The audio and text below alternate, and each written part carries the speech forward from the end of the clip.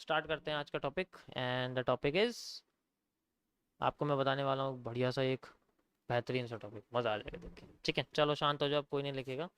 सो आज का टॉपिक है आपके सामने एक 2CP का पैटर्न है। ठीक है, MMC के 2CP का। I am telling you about MMC. MMC stands for mirror market concept.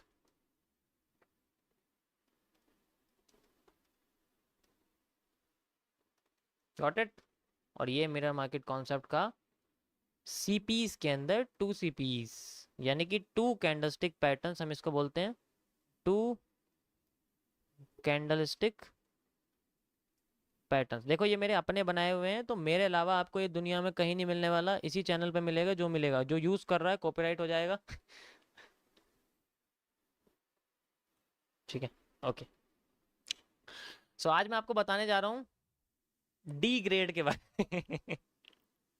इस चैनल का नाम है, सॉरी, इस कैंडलस्टिक पैटर्न का नाम है डी ग्रेड। अब ये मुझे बताओ किस किस का डी ग्रेड आया अभी तक, किसी भी क्लास में कौन कौन है जिसका अभी तक डी ग्रेड आया है? मतलब जब ग्रेडिंग सिस्टम था तो उसमें किस किस का डी ग्रेड आया अभी तक? ये ईमानदारी से बताओ, जल्दी से, किस किस का डी ग्रेड आया है? हैं? जल्दी देखो कितने सारे हैं, सारे डी ग्रेड वाले हैं। मतलब 10th में, 9th में, 8th में किस किस का डी ग्रेड है? CCC में, अच्छा C++। अच्छा, कॉलेज में आया है, क्या बात है, कॉलेज में फेल है। अच्छा, CC में डी। मैं तो टॉपर था, क्या बात है भाई, भाई टॉपर की यहाँ कोई वैसे कोई बात नहीं। A+, क्या बात है, बहुत बढ़िया। मेरा E आया है। नहीं भाई, E ग्रेड इतना भी नीचे नहीं गिरेंगे हम लोग। इतना भी नीचे नहीं गिरेंगे। B+, 11th में D। क्या बात है, पूरी जिंदगी में D है? नहीं, ऐसे नहीं कहते यार। मतलब तुम डॉन हो, पूरी जिंदगी में डॉन, क्या बात है, डॉन हो। सेकेंड ईयर में D, D+D+। कोई बात नहीं, मैं भी तुम्हारी तरह हूँ। मेरा भी एक बार D आया है। Z+, A++, क्या बात है, A+, Z माइ। मतलब तुम क्लास के सबसे पीछे की सीट पे नहीं, दीवार पे बैठते थे तुम्हें नीचे। उसके दिल में मेरा D ग्रेड था। ओके, मतलब रिजेक्ट हुए हो तुम। मेरा आता ही रहता है, बैक बेंचर था मैं। बैक बेंचर तो मैं भी था यार। ओके, B+, जी, जी। 10th में A+, 12th में A+, क्या बात है। पहले मैं सवाल रखता हूँ। एक सिचुएशन आ चुकी है मार्केट में, मार्केट कंसोलिडेशन में, और एकदम से यहाँ पर एक इन्वर्टेड हैमर बन जाता है,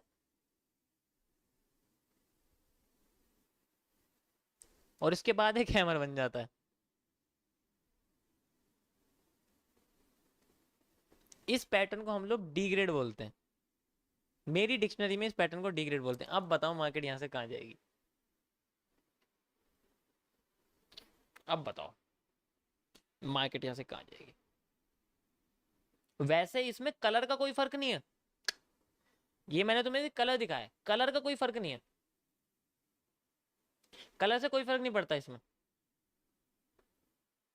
जल्दी बताओ गाइस।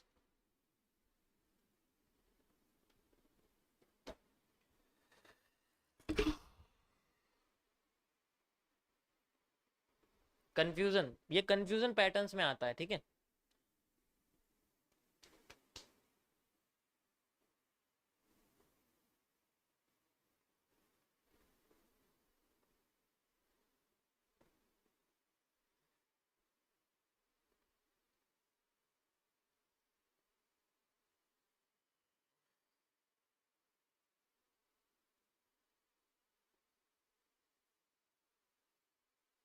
ओके, सो थोड़ी सी कंफ्यूजन क्रिएट हो लोगों के अंदर। चलो गाइस, अभी अगर आपको नहीं पता मैं बताता हूँ आपको। ये एक ऐसा पैटर्न है, ये उन पैटर्न्स में आता है जिसमें सारा का सारा फोकस यहाँ पर कैंडल की शेडो के अंदर छुपा होता है। जिस साइड का शेडो लंबी होगी, मार्केट का मूव उसके अपोजिट आ जाएगा। जिस, ये बहुत बहुत कंफ्यूजिंग पैटर्न है। जिस साइड का शेडो लंबी है उस साइड के ऑपोजिट मूव आता है इसमें। जिस साइड में इसमें जिस कैंडल की शेडो सबसे लंबी है उसमें उसका उस साइड में मूव आ जाता है, उसके ऑपोजिट में मूव आ जाता है। यहाँ पर दोनों कैंडल का कलर सेम हो अलग अलग हो कोई फर्क नहीं पड़ता, क्योंकि ये मैं स्ट्रक्चर के बेसिस पे आपको बता रहा हूँ, यहाँ स्ट्रक्चर बेस्ड है कि स्ट्रक्चर इनका ऐसा होना चाहिए। तो इसमें अगर मान लो इसका कलर इसकी शेडो लंबी है तो मार्केट ऊपर भाग जाएगी, और अगर इसकी शेडो लंबी है तो मार्केट नीचे भाग जाएगी। इसमें रिटेस्टिंग या फिर आपको हाई लो लगाने की जरूरत नहीं है कि मार्केट जिस तरफ जाएगी, क्योंकि मूव छूट जाएगा तुम्हारे हाथ से। फिर अगर यहाँ पर तुमने रिटेस्टिंग के लिए वेट करा या ये सोचा कि मार्केट में हाई लो लगा के हम लोग कहीं भी चले जाएंगे, ट्रेड छूट जाएगी, क्योंकि फिर नहीं आती वापस मार्केट ऊपर। बहुत कम चांस है, 30% 40% चांस होंगे कि रिटेस्ट करने के, वरना रिटेस्ट नहीं करेगी ये कोई रिटेस्ट, क्योंकि ये बनता ही कंसोलिडेशन पे। अगर मार्केट में से कंसोलिडेशन फेज खत्म हो रहा है तो इसकी वजह से खत्म हो रहा है, और ये डायरेक्ट नहीं दिखेगी, आपको कंबाइन करना पड़ेगा। इसका कॉन्सेप्ट वॉल्यूम फ्लोटेशन पे फर्क पड़ता है, मतलब वॉल्यूम फ्लोटेशन, जिसे मैं वॉल्यूम फिलअप के कॉन्सेप्ट पे समझाता हूँ। क्या होता है इसके अंदर, मार्केट क्या करती है, उस साइड मूव करना शुरू करती है, उस साइड मूव करना शुरू करती है जहां पर वॉल्यूम कम चाहिए होता है। अगर यहाँ बड़ी शेडो है तो अगर मार्केट यहाँ घूम रही है, खुद बताओ यहाँ छोटी शेडो है, उसको यहाँ का वॉल्यूम फिलअप करने पे ज्यादा टाइम नहीं लगेगा, जबकि यहाँ फिलअप करने में ज्यादा लग जाएगा। तो वो प्रेफर करेगी कि इस प्राइस पे जाने की बजाय मैं इस प्राइस पे जाऊं। तो इसलिए कंसोलिडेशन खत्म होगा उस साइड पे जहां पर मूव कम मूवमेंट लाते ही एकदम ट्रेंड बन जाए, मतलब हल्का सा मार्केट का वॉल्यूम यूज करना पड़े देन एकदम ट्रेंड बन जाए, इतना बहुत है। यहाँ दिखाता हूँ मैं आपको, ये देखो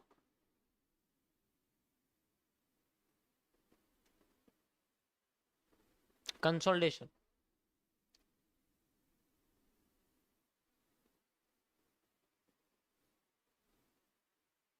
समझ आया।